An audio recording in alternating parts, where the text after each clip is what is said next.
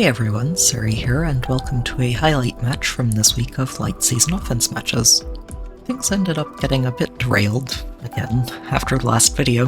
While I have been recording matches over the last couple of months, I couldn't quite get them put together properly.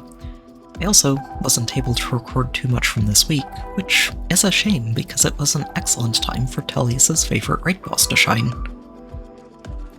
While it may have taken a long time for the Black Knight to get a legendary variant, he absolutely made it worth the wait.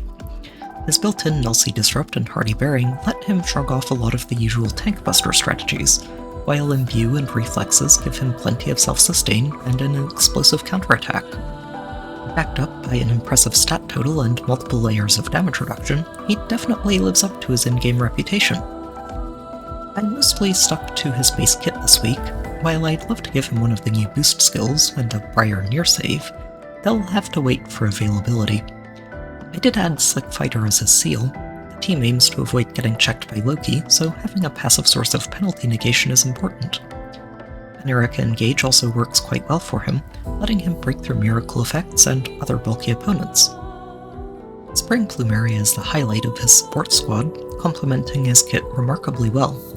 Cross-map Preempt Pulse support lets him ignore enemy skull effects, and the extra stats and true damage are always a nice plus. The real draw, though, is her ability to throw Frozen and Sabotage across the map. Because she applies them with her dance, they can't be cleansed by either an out-of-season Freyr or an attuned Micaiah, making them extremely consistent. Frozen in particular is a huge boost for the Black Knight, letting him turn matchups with high-speed opponents completely on their heads. The rest of the team is filled with passive support mythics. Ashe is really good for this after her remix extended her support range to 3 tiles, while Lumera and Milla both offer another spectrum of stats and defensive terrain from a safe distance. Air is mostly here for scoring purposes, but a Disarm Lookout Force combo does make her very effective at helping the team to navigate through tricky opening positions. Ashe and Milla also have another fun angle. By matching their defense stats, it's possible for them to stay within 2 spaces of the Black Knight, even with an enemy Larry applying a Sign Decoy. Because it works the same way as normal saves, having 2 melee with Decoy in range of the same unit means that they both fizzle, allowing the front line to tank as intended.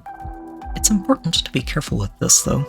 Visible debuffs can easily leave one unit with a lower defense stat than the other, which will typically get someone knocked out. So let's get to the match.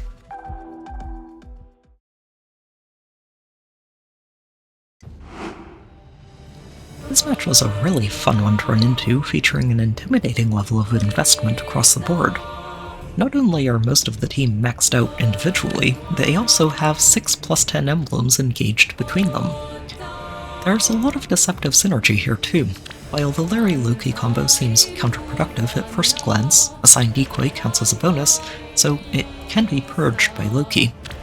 It can also easily turn the tables on an unsuspecting Black Knight, who thought he was safe with only 2 active bonuses. They also have a crippling array of penalties being thrown around the map. Morgan throws Hush Spectrum and Deploy, Larry has Panic, Sabotage, and Discord, and Micaiah applies Exposure, which is a lot for any tank to fight through, especially with Empathy, Reflexes, Imbue, and Micaiah's Cleansing to empower themselves.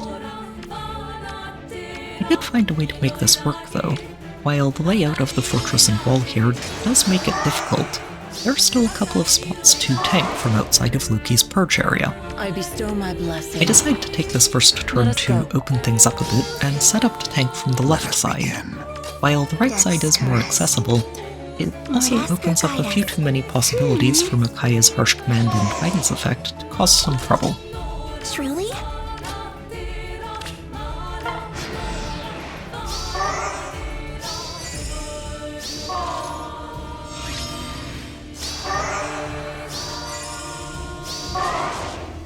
And with everyone in place, we can start moving in.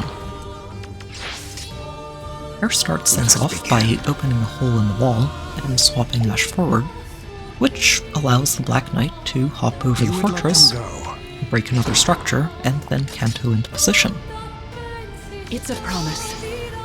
It will be Lumera done. waits in place and drops a We'll Dragon see it Vein through. for him, and Milla moves over to give Plumeria some room. And then, after freezing the team with a dance, Plumeria can Kanto into the corner to support for the coming onslaught. It's worth mentioning that I don't have to worry about isolating Freandra here. A refined weapon is a bit of a trap, since the Poison Strike effect forces her to prioritize attacking over dancing. While it's unfortunate that she also wastes the Black Knight's engage effect by attacking first, the frozen status and auto follow-up from Slip Fighter give him a comfortable enemy phase regardless. Morgan moves in next, and he can actually survive this first counterattack.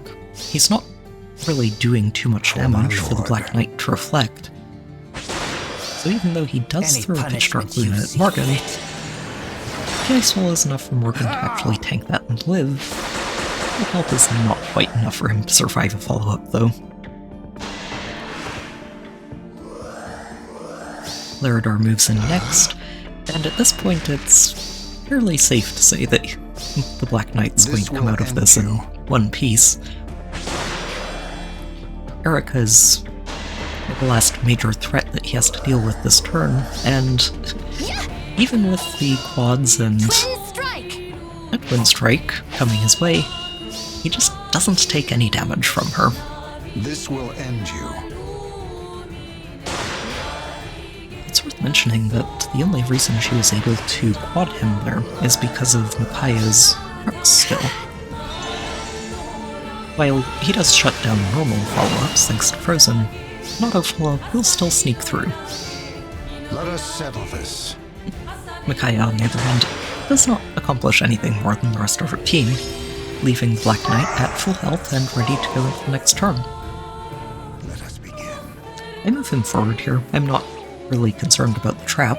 Envy will heal him up more than enough to handle Loki in the coming turn, and we can just start moving the rest of the team forward to claim these Aether pots before we close out the match.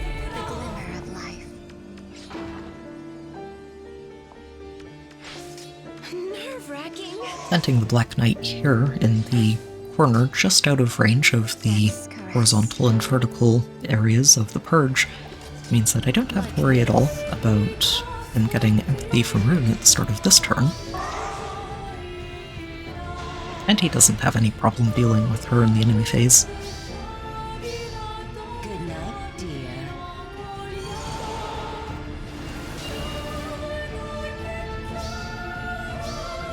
This will end you.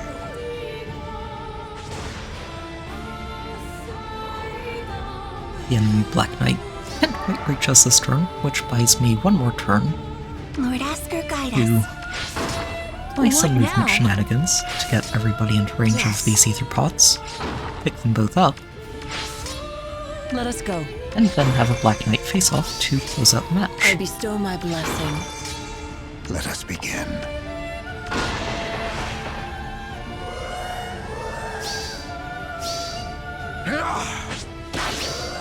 Let us settle this. Let us settle this. This will end you.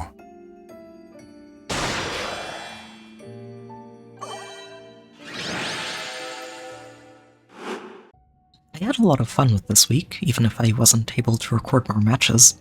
It's great to see the Black Knight being a proper menace, and I'm looking forward to using him in Fire weeks to come. If you do happen to run into mine in the arena, though, he's doing his best to self-sabotage over there, to make people's lives a bit less stressful. If you have any questions, please let me know in the comments. As always, I'm more than happy to talk about the matches with anyone who's curious. I also have a Discord channel if you'd like to hang out and chat. There's a link in the description, and I also have a Patreon link there if you'd like to help support the channel. As always, I hope you've enjoyed the video, good luck with your own matches, and I'll see you next time.